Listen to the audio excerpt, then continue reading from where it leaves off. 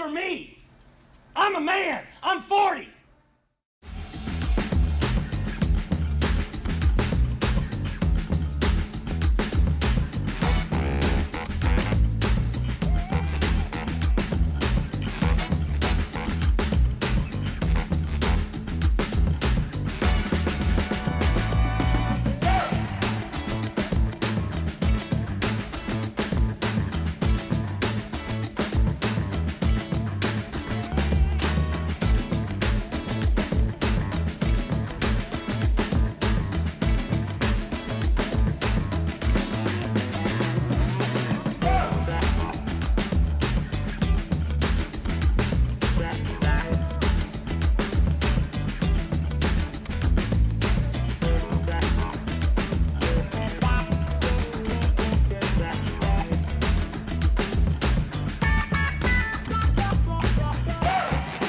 Hey, what's up, everybody? Welcome into a brand new episode of Moving the Goalposts. I'm Nick DiMartino. That's Liam Barwick. You can follow us on Twitter at me at Nick DiMart, Liam at Liam MTGP.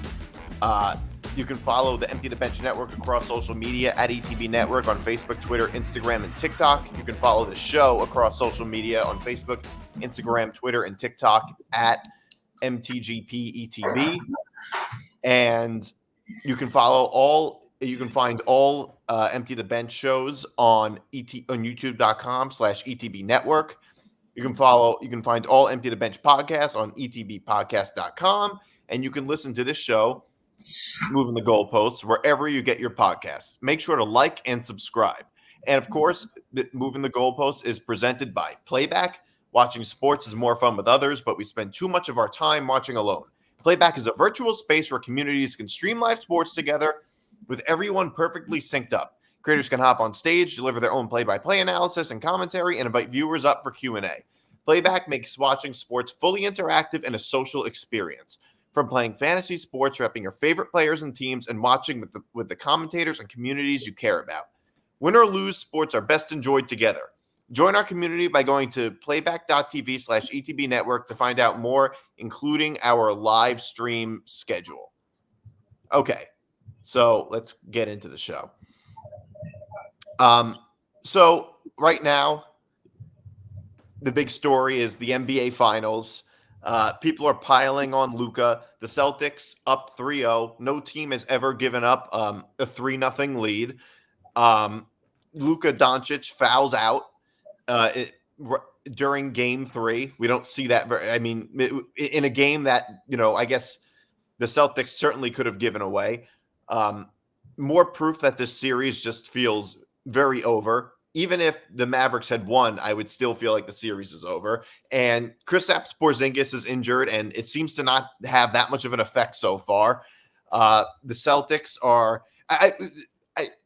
honestly, I think this series is on its way to being one of the most, I would say, forgettable finals of our lifetime. I think that, you look at something like the 2016 NBA Finals, which was the most memorable. This, I would say, is the polar opposite of that. The series is not over, but we all know it. We all know it kind of is over.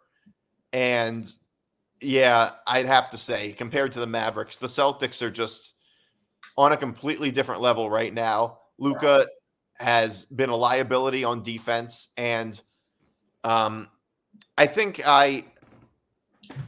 the thing is with Luka and Kyrie is they were playing great, and then they played against the Celtics, and now they're not playing so good anymore. And I think that does say something about the Celtics, that as soon as they hit them, that they're not playing so well anymore. I don't know. Did you have any thoughts on this? Yeah, so I was completely right about this series. Yeah, you were right. When we opened. Ian was right, Yep, exactly. And we talked about on the last show that Game 3 was going to be the most important game because we figured the Celtics would win. After Game 1, we said the Celtics would probably win the second game, and Game 3 would be the game that the Mavericks would have to take in order to make it a series. 3-0 is really tough, but in my opinion now, this changed to where the most important game was Game 2 in Boston. And the reason for that is the Celtics were horrific in Game 2. They played really bad in Game 2. The Mavericks were the better team in Game 2, and the Mavericks did not. Well, I don't know if they were the better team, but the Celtics didn't play good at all, and the Mavericks did not take advantage. At one point, the Celtics were 5 for 28 from 3-point range in Game 2, and they were up 8 points. So the game that really, in my mind, ended this series was Game 2, because when the Celtics play that bad, and they were not good, they couldn't take advantage, the Mavericks, and that was when I knew that the Mavericks had no chance, because if you can't take advantage of a game like that, where the Celtics did not put up a good performance, Luka was great in that game as well, and you still were down by double digits in the fourth quarter, and really they covered the spread of 7, but they had a chance to go down 3, but besides that, they realistically were never in the game in the second half. And to not be able to even be in the game when the Celtics played like that, that was, I think, a death nail for the Mavericks. The Celtics are just the much better team. And we'll see what happens. I think that the Mavericks will get one in the Game 4. But yeah, it's not a competitive series, and they certainly are not equipped to win 4 in a row. Yeah, I mean, first of all, it's never even happened before. It would be the first time in history, and it's like it would be the first time in history that that a team would have blown a 3-0 lead, and that would like for it to come from this team would just be so absurd. I mean, I guess. Ultimately, what this series feels like right now is just whether or not it's going to go like whether or not it's going to be a sweep, or if it's going to go 5 games, or maybe somehow 6 games, but by some miracle, if that were to happen. But like right now, the whole thing is, oh, how badly are the Celtics going to win? And this is also after. I mean, one of the biggest things was Porzingis coming back.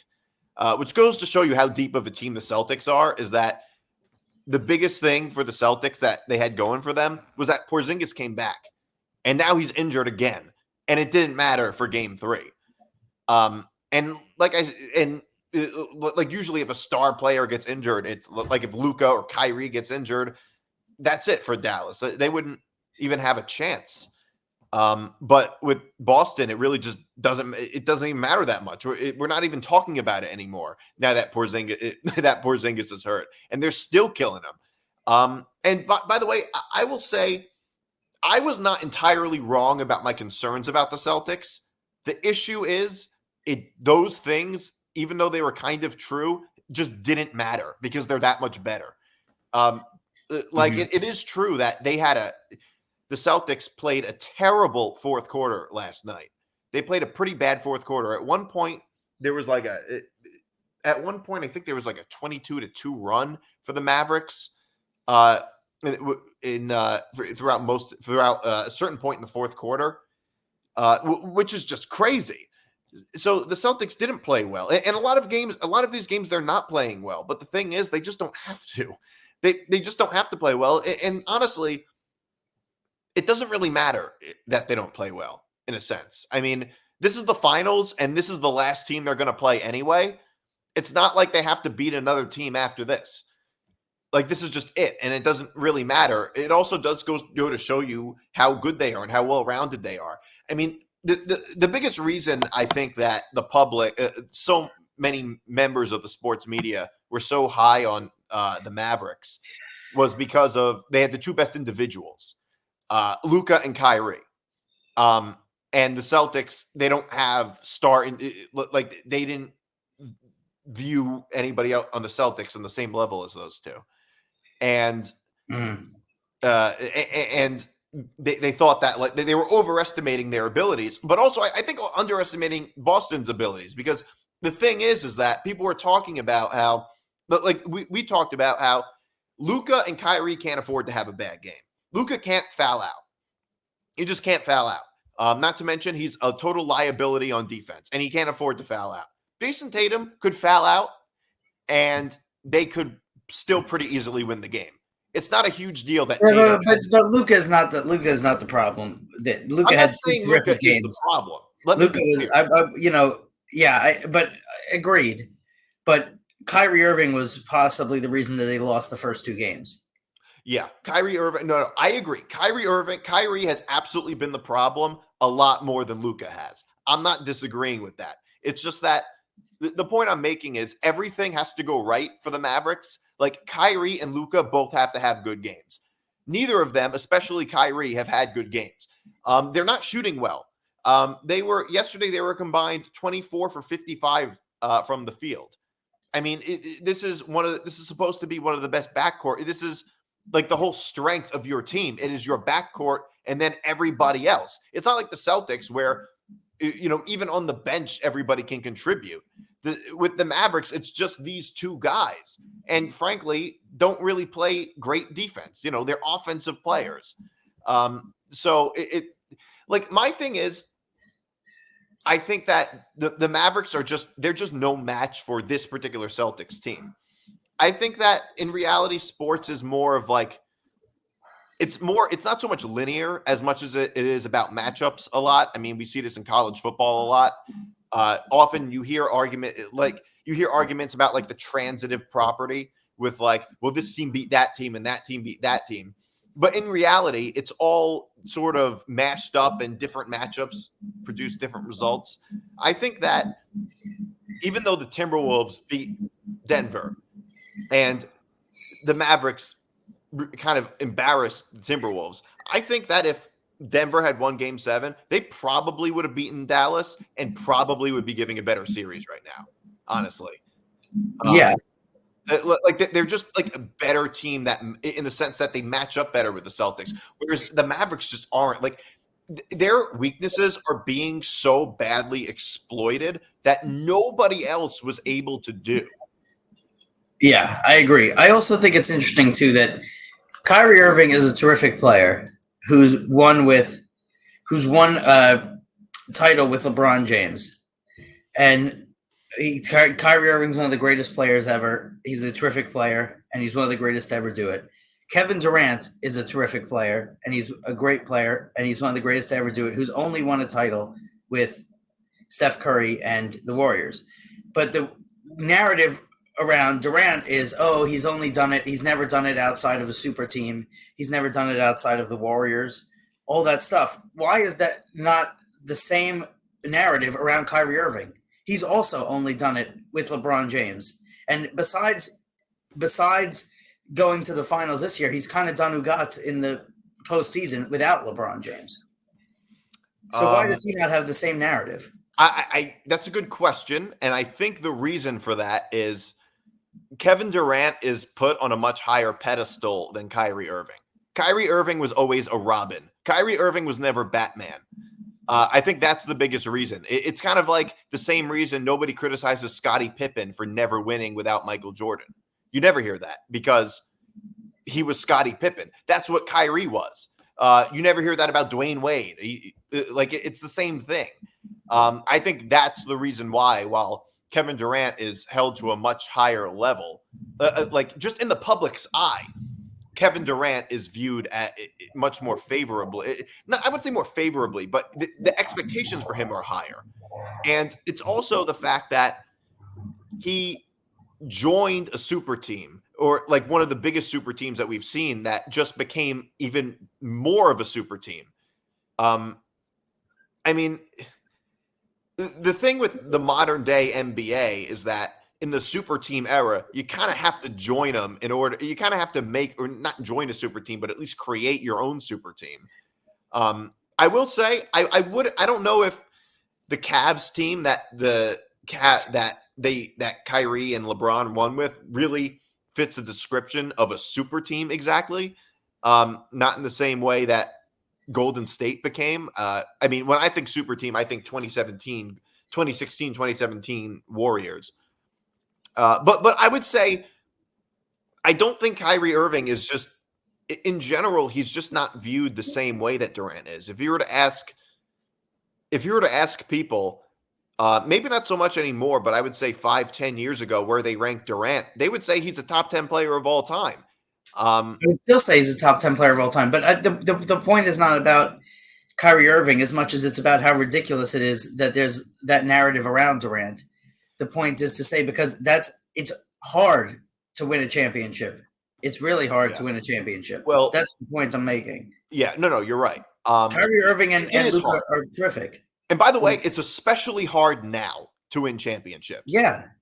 There's a lot more parity and there's a lot more teams that can make it.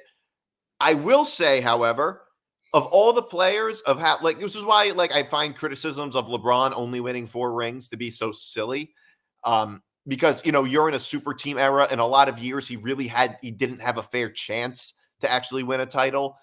I just find that argument to be so silly. However, at least in Kevin Durant's case, it's a bit more justified because of all of the superstars in this era, he's had the easiest path throughout his time on Golden State and with Brooklyn as both as super teams. And I think him going to the Nets really killed his reputation a lot, I think. Well, but also the year that they lost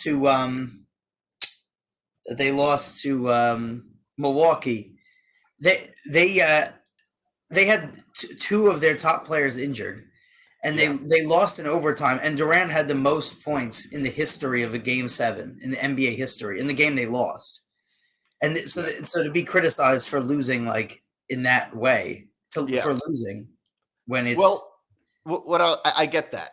And honestly, everything that went on in Brooklyn with that super team, almost none of that was really Durant's fault. It was mostly stuff that went on with Kyrie and James Harden.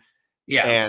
And it was probably a little bit Durant's fault too, but I just think the way that whole thing played out hurt his reputation. To me, the problem is I try to separate what fans think a little bit from the most rational argument or from the reality, because I don't think that fans always have the best arguments, or that perception always makes sense, or that public perception always makes the most sense. Yeah. You can just look at I wouldn't be surprised if roughly 60% of NBA fans or sports fans will make the argument that Michael Jordan is a better player than LeBron because of 6 rings, and only use that argument, but would never use that same argument to say Bill Russell having 11 rings as opposed to 6 rings. I think that's the perception, but if you think about it for 30 seconds, it doesn't make it, regardless of where you stand on Michael Jordan, LeBron, not the point. The point is that logic doesn't make any sense. If you're going to say, if you're going to ignore one side of the coin, but use it as your main argument for the other. So I think perception from fans is just sort of it just in sports in general, it doesn't always make the most sense. If you actually analyze it. But the truth is that the reason ultimately is because Durant is viewed more highly than Kyrie.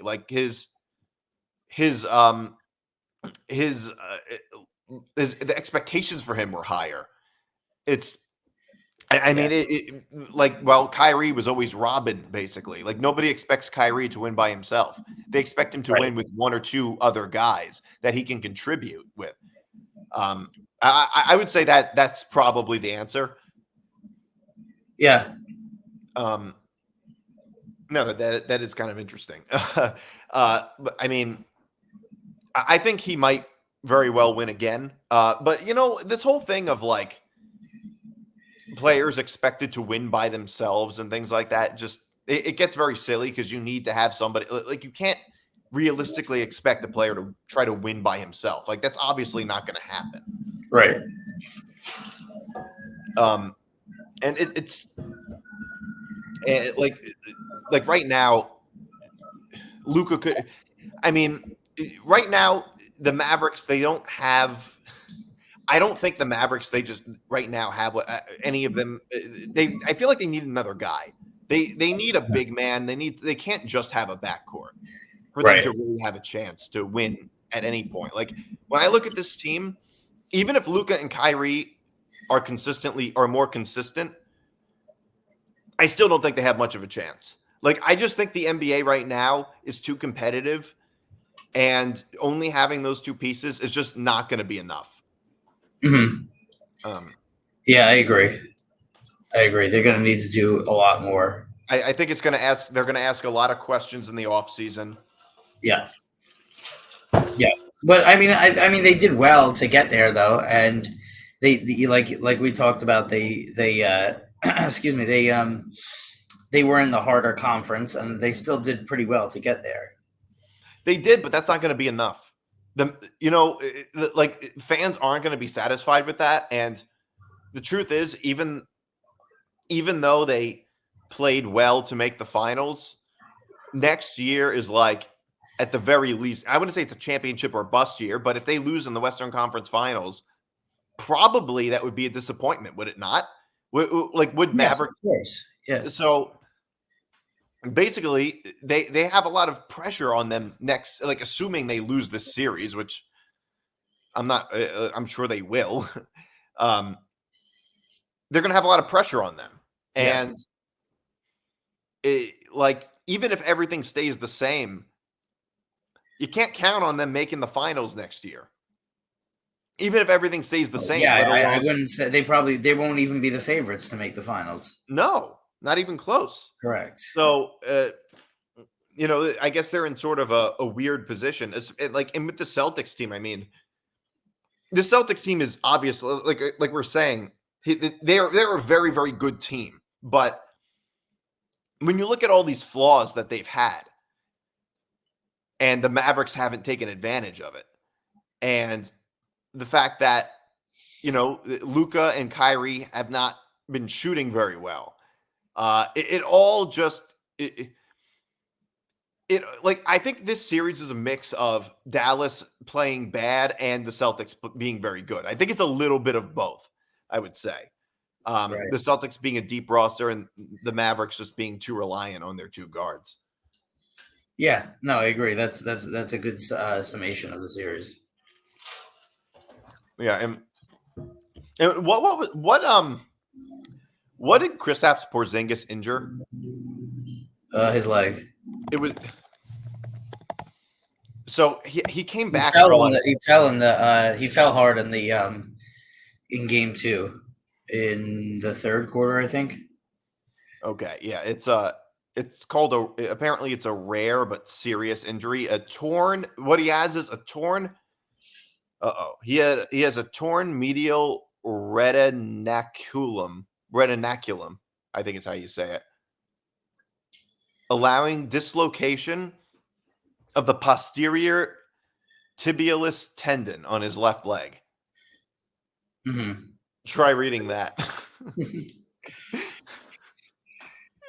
So yeah, in other words, if you want to, in English, that's a leg injury basically, and it's like I said, it almost didn't even matter. they were so whatever. It sucks, but you were right, and I was very much underestimated Boston this series.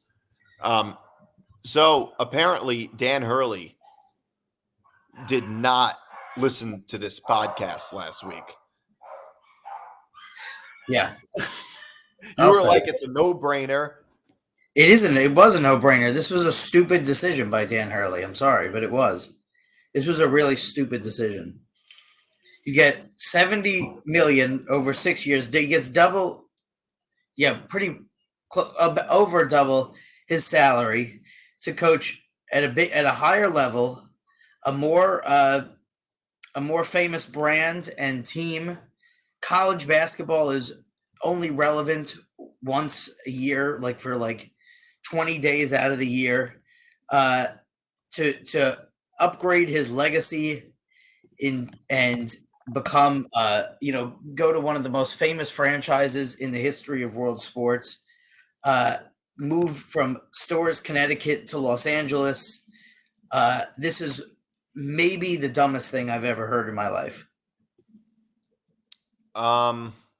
What is his current contract? 632. 632. 6 years, 32. Oh, million. 6 years, 32 million. Yeah. So it's more than double it. So basically, yeah, more than double it. Okay. Do I think it was a stupid decision? I don't know. I guess we'll see. Actually, in fact, we'll probably never find out, because what we would really know, we would really know if he actually went to the Lakers. In my view, they just didn't give him, they didn't offer him enough money for him to be comfortable leaving. I think that the thing is that Dan Hurley was very comfortable at UConn. That's what it was. I think he was comfortable at UConn. He's a winner at UConn. He's a winner in college basketball. And ultimately, even though they're offering him more money, I highly doubt that, I can imagine Dan Hurley already has a lot of money and probably doesn't necessarily value like that extra $5 million a year as much. I'm sure he values it on some level, but it's not just about the money to him. You also have to consider the risk that he's taking going to the Lakers.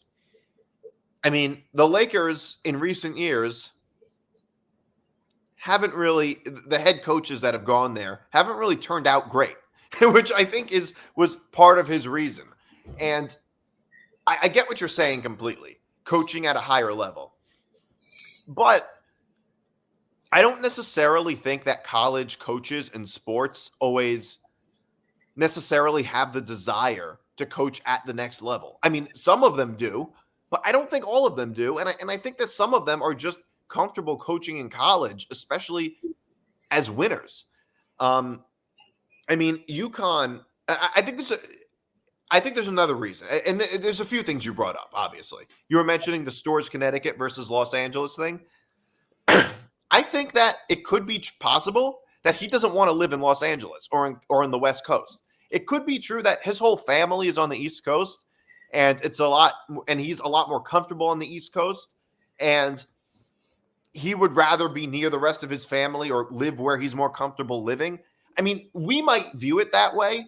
Like, we look at Storrs, Connecticut, and think, I don't even want to drive there versus LA. But you know what? His perspective just might be different. He's probably all about coaching. He's all about basketball. And he probably just doesn't really see the value in living in Los Angeles. But I think the biggest reason he turned it down was probably the risk.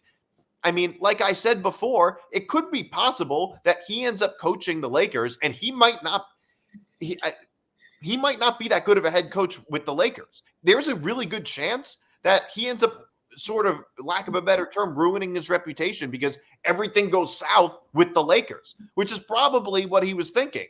Like a lot of other Lakers head coaches. Imagine he's the Lakers head coach for 2 years, gets fired.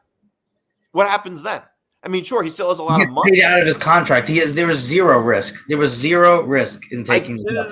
No. He's fired. If he's fired after the first, if he goes 0 for 5 in the first games and loses by 40 points each game, and he gets fired after 5 games, he gets paid out his entire contract. There was zero risk to go there. Right. I get that. He gets paid the rest of his contract. I get that.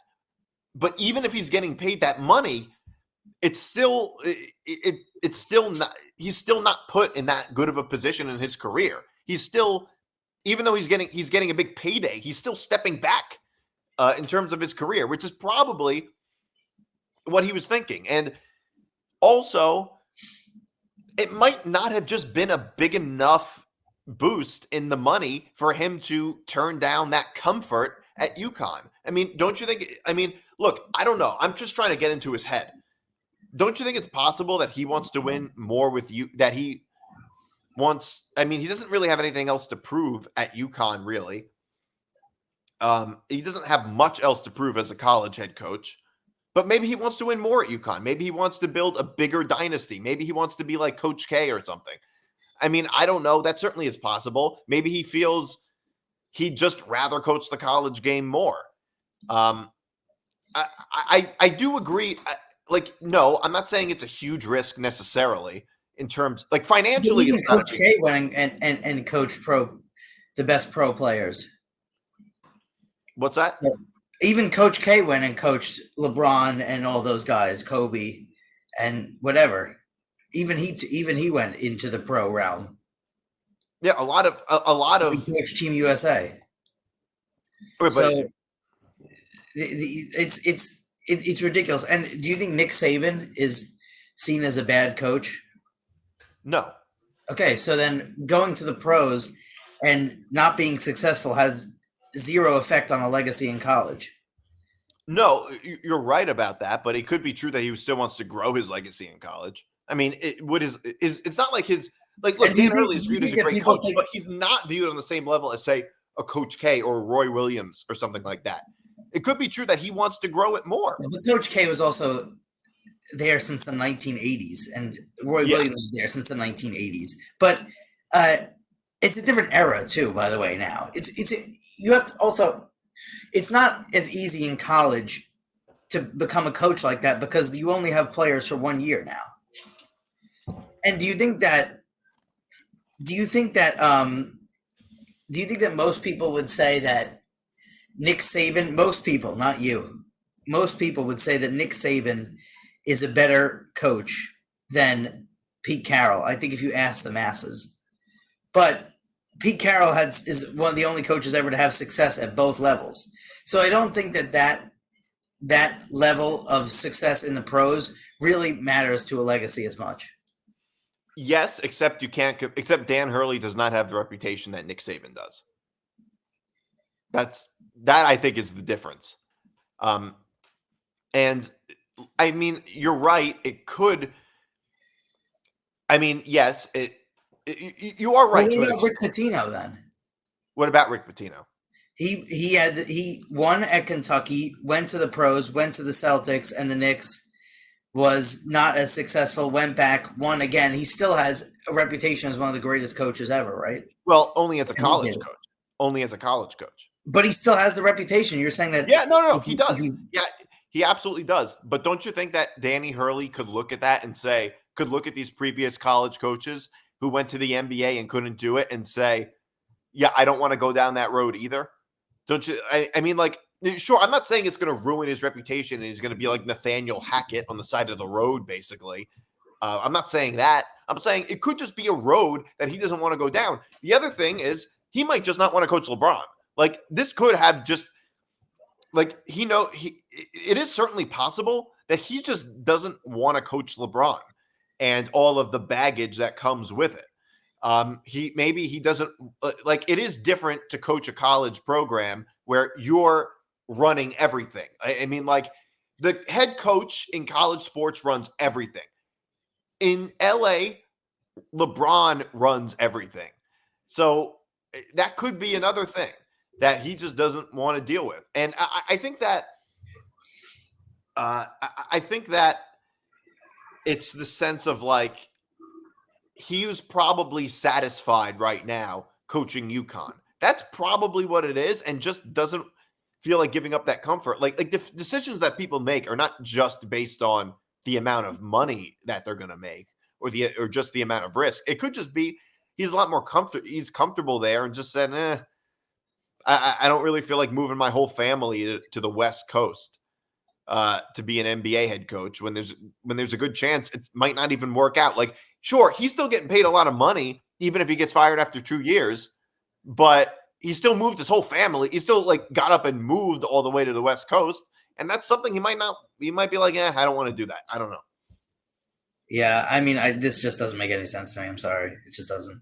Yeah. I mean, on paper, it doesn't make sense. I mean, I think maybe there was just, maybe they had to give him a bigger offer. I guess maybe that's what maybe that's what they had to do. But look, I don't know. We're trying to, like, get into his head and try to imagine what he thought. I don't know. It's just Well, I mean but then he would be bordering on the edge of ridiculous. By the way, if that was what if he said if they needed to give him a bigger offer, because if someone offers you double what you're making right now for a better job, then if he's saying it wasn't a bigger offer, then he's in a ridiculous zone. To say that I need a bigger offer than that. Yeah. Well, yes and no. I think yes, you're right in the sense that if he was expecting a bigger offer, but it's not crazy unreasonable to say that it would have taken a bigger offer to get him to go to LA. I think that most college coaches probably would have done it, but it could be true, like just based on, like you were talking about, how they could be up by 30 points and Dan Hurley will be yelling at his team on the sidelines. Right. And it's like he might have that same attitude with UConn. He might be like, okay, but I only won 2. I want to win more with UConn. Like that could just be his idea. That could be his mindset. Also, I mean, you're right. I'm not saying it would ruin his reputation as a head coach if he's not good in the NBA. But don't you think his reputation would be better if he were to keep winning in college and never go to the NBA? I would say yes, it would. I think it probably would be. Just like Nick Saban's is better that he kept winning in college rather than going to the NFL, winning a little bit, and then going back to college.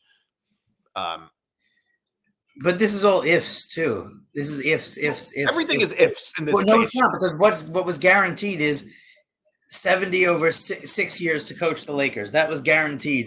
Okay, you're going to coach the Lakers because you're going to get $70 million. That the rest of it is, if he does this, then his legacy. If he does that, whatever. What he had was a great deal to coach a marquee franchise. There's only one better. There's only the 2 best jobs in the NBA are the Celtics and the Lakers, he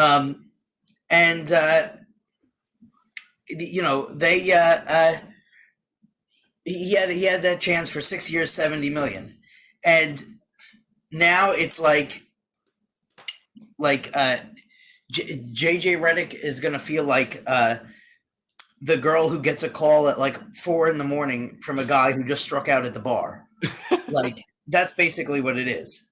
So how can you take the job now? Not that we know it's JJ Redick, but whoever it is, and you must feel weird, no? Yeah, you probably would. Whoever it is going to also. You know what? You would feel weird. You would feel weird about it. On one hand, you might at least. I think it depends on. But at the same time, the flip side is it kind of depends on what position you're in.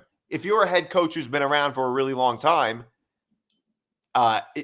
you would feel weird about that. But if you're like a new head coach and it's your dream to just be the head coach of an NBA team, I think that would be different. Like you might not care that you were the second choice behind Dan Hurley.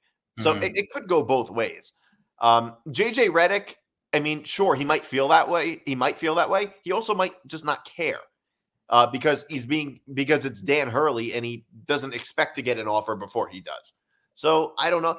By the way, JJ Redick, he might not have any desire to coach the Lakers. I don't know.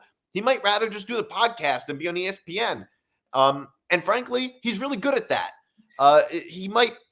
That might be what he's more suited for, I guess. Like he might not really have this desire to be LeBron's head coach. I mean, we don't know what he's thinking. Maybe he doesn't want to coach LeBron. Maybe that was Dan Hurley's thing. I don't know. We're just trying to speculate. We're just speculating what he was thinking. Right. Although it would be funny if 2 podcast hosts, if the head coach of an NBA team was a player's podcast host. Yeah. So another thing that made that was a big thing was Caitlin Clark was left off the Team USA roster, sparking all of this stuff with. Well, I don't know. Look, okay, I have a few thoughts on this. Whether I understand both sides of the argument for whether or not she should have I kind of understand both sides of the argument for whether or not she should have made the team. I mean, I don't know a ton about women's basketball.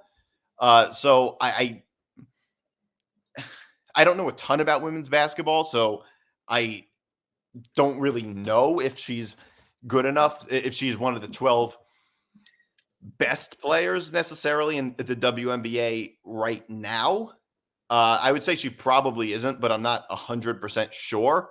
I would say probably not. I mean, look, I understand both sides of the argument. One side of the argument is look, she's not one of the 12 best players, so she shouldn't be on the team. The other side of the argument is, hey, she's great she's box office for the sport. It's really the WNBA, our women's basketball team is going to roll over the rest of the world anyway. It's not really going to make much of a difference if, Caitlin Clark might not be the 12th best player, but she's maybe the 15th, 16th best player in the league right now, whatever.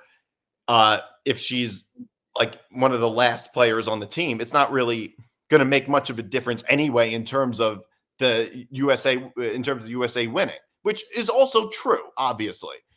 I don't entirely disagree with the notion that it should just be the 12 best players on the Olympic team. I don't entirely disagree with that. I mean, I personally don't care that much about the Olympics anyway when it comes to basketball because we just kill everybody. It's boring. But the truth is that throughout history on the Olympic team, there's always been a lot of sort of like politics involved, or a lot of, it isn't always actually the 12 best players. A lot of it is really just the marketing technique of it, which is part of what the Olympics has always been. I mean, Christian Laettner made the 1992 Dream Team. Magic Johnson hadn't played the whole year before. Larry Bird was injured. I mean, you could certainly make an argument that they weren't. I mean, Christian Laettner would not have started on any team, but he made it because he was Christian Laettner. So I don't know. That's always how it's kind of been with the Olympics. No, I don't understand at all the argument of putting her on the team. She's not. She's a rookie. She's in her rookie season. She's in her rookie season, which is barely a rookie season because the way they do it, she just played a whole season at Iowa, played a whole season, or was played this in the WNBA. She's not even close to as good as she was in college in the NBA. I mean, she's not even close, and she's not even close to the top 12 best players in the WNBA. The media association around her is insane. She's not that good. She was good in college, even though I thought she was a little overrated then. And she's extremely overrated now because she's not in the top 12 players of Team USA. She doesn't have the experience to be on Team USA. Maybe when she'll be there in 2028 when the Olympics are in America. And she doesn't have the experience. All of the players that made the roster are more experienced and better players than her. She hasn't been terrific. Her team is horrific. They're the worst team in the league. So, why are they not saying, why didn't Aaliyah Boston get put on the Team USA? Aaliyah Boston was the best player in college for years. She's not from the U.S., but she transferred to be a U.S. citizen at one point. And they didn't put her on the roster either. She's on the Indiana Fever. She's in the same boat as Caitlin Clark. Caitlin Clark is verging on the most overrated athlete we've ever seen in our time. And she should not have been on the roster. I don't think it's a bad move at all. And Dawn Staley, coach at Team USA, then I think knows a little bit more about the women's game than most of the people who are commenting in the media about her not making the team. It's a little ridiculous.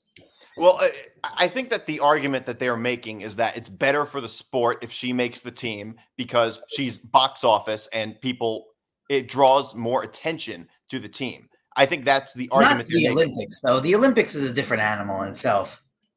How?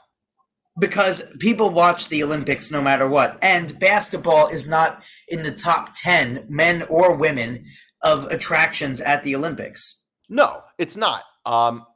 Look, I think both arguments are correct in the sense that it is true that she's probably not one of the 12 best players.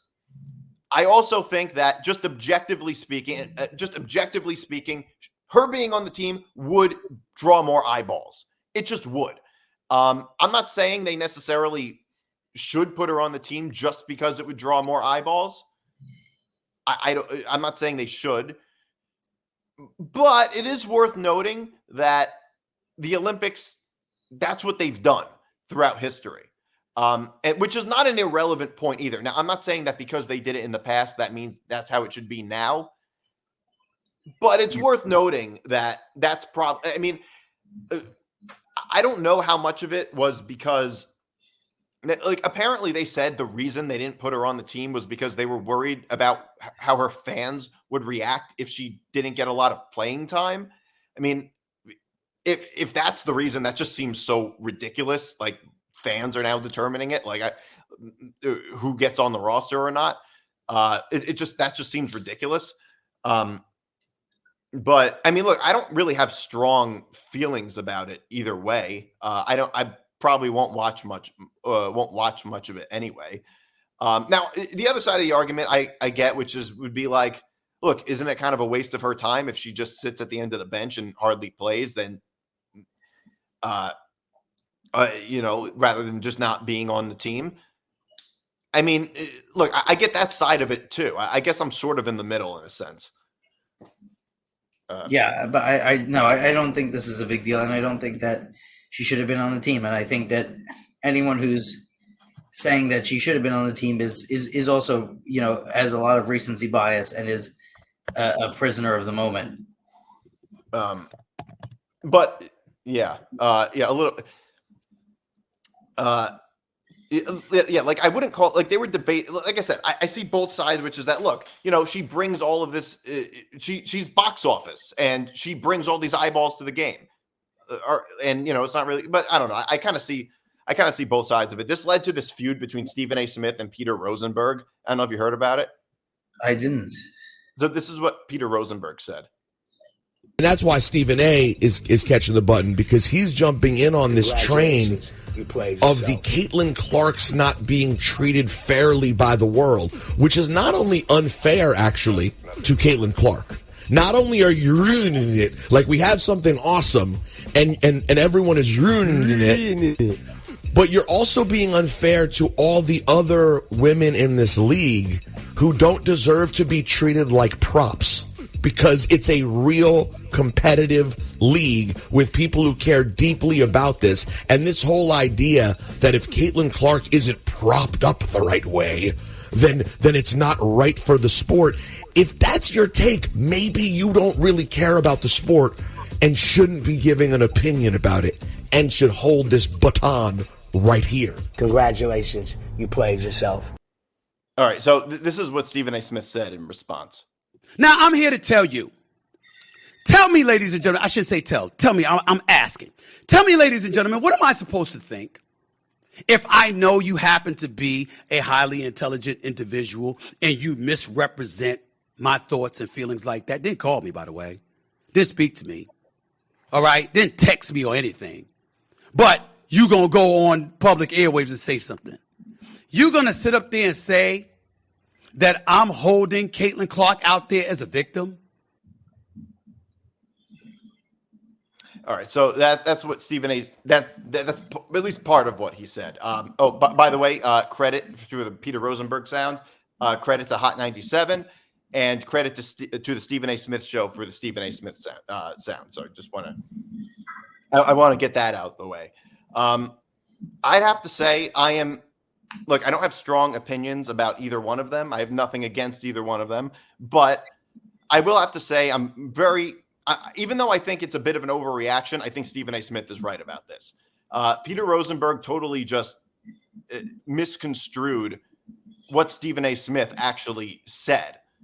Like what Stephen A. Smith was saying was not that Caitlin Clark's a victim for being left off the Olympics. He was just saying it was a bad business decision, which is not the same thing as holding her up as some type of victim.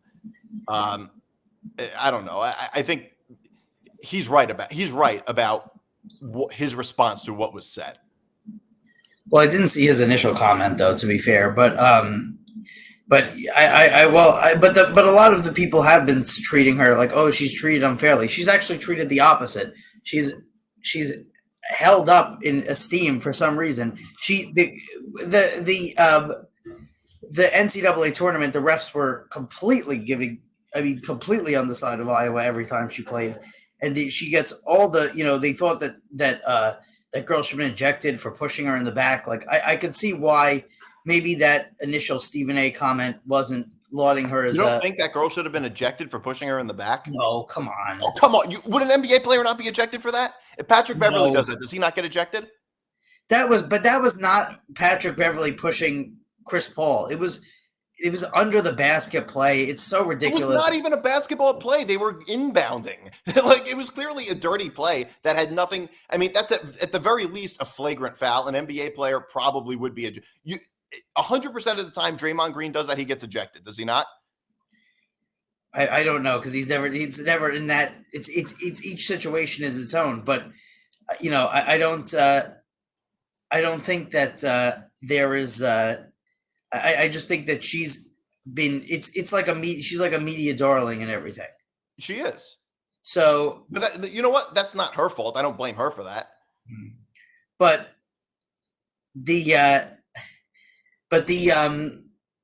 I didn't see Stephen A's initial comment, so I don't know fully what he was saying. But I mean, he's been finding himself in a lot of feuds lately. Yeah, feuds that he's mostly been right about, I would say. But still feuds. He also said this. Hold on. This was, I just thought was funny. You couldn't ask me yourself? You couldn't know what the hell you were talking about before you went out there and said some bullshit like that? Really? Really? Michael K would have called. Don LaGreca would have called. Brandon Tierney would have called. Host of people would have called. Adam Shawn would have called. DJ Envy would have called. Charlamagne the God would have called. Ebro would have called. Where the hell you at? You know my number. What kind of bullshit is that? All right, so that's also credit to the Stephen A. Smith show. I don't know. This whole thing is just kind of funny. But I am very much on Stephen A. Smith's side on this, even though it seems like a bit of an overreaction. Yeah, he's just right about, at least about in terms of his views on this being misrepresented. I would say they very clearly were. But I mean, yeah, she's box office and like sort of a media darling, whatever. I also think there's a lot of weird animosity towards her too from WNBA players, from some of them. That seems a little odd to me also. I don't know. It's just, to me, like jealousy and envy and all those types of stuff, they're just really negative human instincts that I very much look down on, I would say. All right, there's a couple more stories I want to get to. Aaron Rodgers, no show at mandatory mini camp. I think this is another big overreaction from the media, just because it's Aaron Rodgers. It's not a huge deal that, I mean, look, the Jets could have done more to like make this less of a story, but I think that the media really, many members of the media wanted to just run with this. Aaron Rodgers not showing up to the mandatory, to the mini camp. I mean, him showing up to the mini camp in June going to make such a big difference in terms of the season. Like, I highly doubt that. No, this is this is the first I'm hearing of the story, but this is a big no story. Who cares? Who cares if he doesn't go to a camp in June? Does that really matter? I don't think it does, but it's a really big story right now. Is it? Yes, they're talking about it all over. They're talking about it all over sports media. Well, that's because there's no sports going on. They're desperate to talk about something. I think that it's a big story though because it's Aaron Rodgers. Well, that's possible too, but it's irrelevant. It's like, who cares? It doesn't have any bearing on anything. No, probably not. It doesn't have any bearing on anything other than that's the Jets. I mean, I don't know, what else? What effect it'll have on the team or anything like that. I don't think any, and I don't even know what they're doing in these mini camps. They don't even start the training camp for another month and a half. So when they get to the training camp, then maybe they can deal with it more. But I don't think this is a pretty big nothing burger, I would think. Yeah. Well, I think it is too. I think it would just I think it should be a nothing burger, but it was turned into a pretty big thing. I also want to talk a little bit about. We can't go through the whole episode without saying rest in peace to Jerry West. Another very notable NBA legend passing away within just the past couple of weeks. Yeah. I don't know if you have anything to add to that. Yeah, it was. He was 86, so he did pretty well. But yeah, he's he's the logo of the NBA. Probably very underrated player. I don't think that he's considered as highly as some of these the all-time greats, unfortunately. But to be the logo of the NBA, you'd have to be pretty good, right? So. And a lot of legendary guys going, and especially now. But we've had a couple in the last couple of weeks, and it sucks. Yeah. So another thing, Joey Chestnut was banned. You see, Joey Chestnut was banned from the hot dog eating contest. Yes. So apparently, it's because he endorsed a vegan hot dog brand. Well, he signed a $1.2 million deal with them. Right.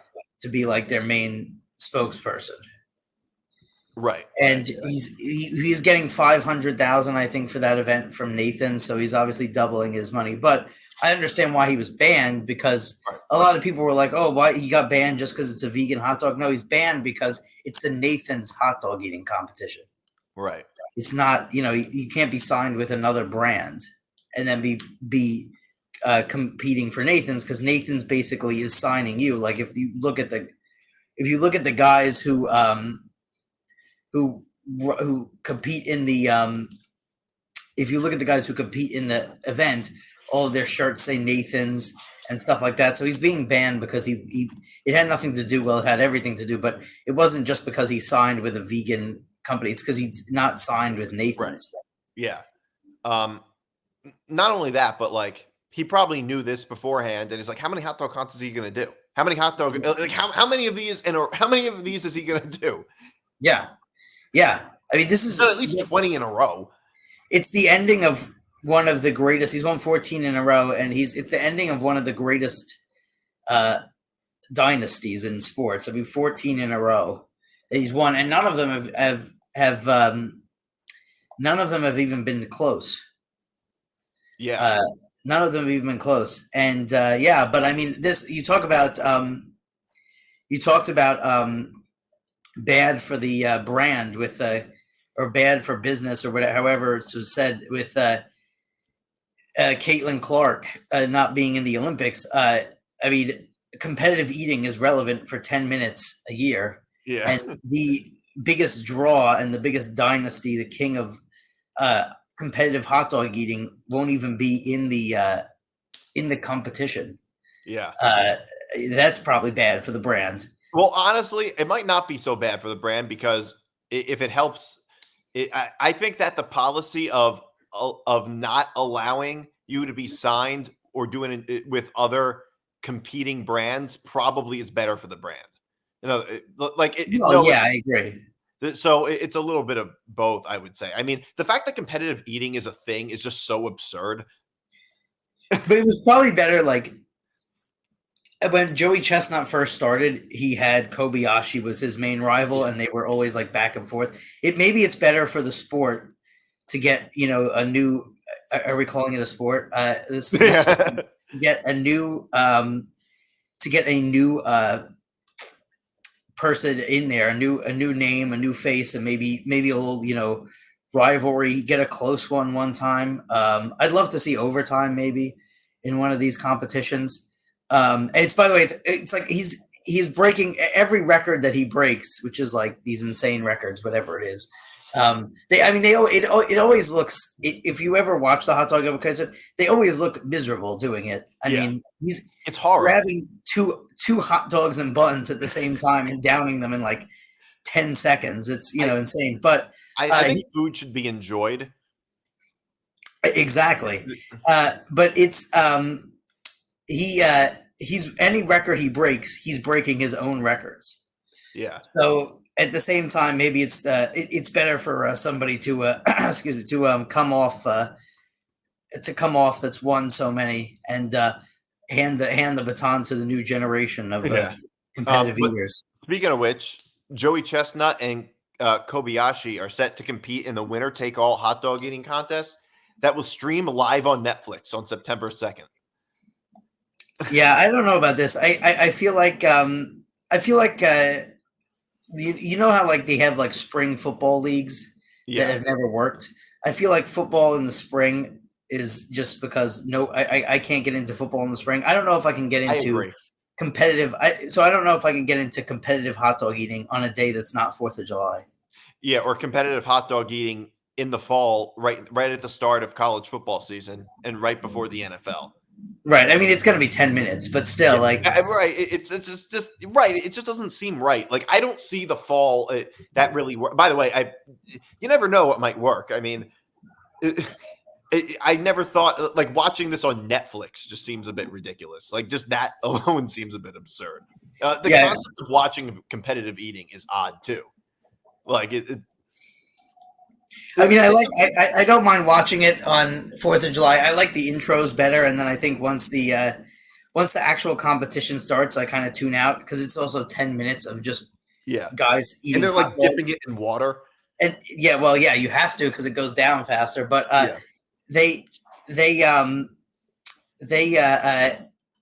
it's normally a big lead also right away for Chestnut, and he normally wins by like a lot. So I think that I think that this is going to be interesting to see what kind of viewers it does. I might tune in if I'm around or whatever, but I mean, I actually, I do like the competition. It's on Labor Day too, I believe, or is that? Yeah. So it's on Labor Day. So Ben Simmons' least favorite day. Correct. So no, it's his favorite day because nobody works. That's true. Okay, it's his favorite. You can say that too. But I mean, it's bring back the old rivalry. There was one year where Kobayashi did it on he was doing it from some room, and then he was eating the hot dogs with the TV on next to him, with the hot dog eating competition next to him, and he actually did more than Chestnut, but he didn't win obviously because he wasn't there. So I think this is going to be an interesting one to watch, and I'm also excited to see some new blood win the contest. But isn't it amazing that both those guys don't weigh like 400 pounds? Yeah, I mean, I want I don't know how they digest it and stuff and what they're doing, but almost none of them are overweight. Yeah, you'd think That's not even close to overweight. No. Neither is Kobayashi. But also, I think they're not eating for a long time too, though. Yeah, it's a whole process, basically. Right. But like, you would think that if you eat hot dogs for a living, that you would be like really fat. Like, you would just think that. Yeah. All right, so that's our show today. You can follow us. You can follow the show, Moving the Goalposts at MTGP ETB. You can follow you can follow me on Twitter at Nick DeMart, Liam at Liam MTGP. You can follow the Empty the Bench Network at ETB Network on Facebook, Instagram, Twitter, and TikTok. And we'll be back in 2 weeks. We're not doing a show. We're not doing a show next week, but we will be back in 2 weeks. All right. See you guys then.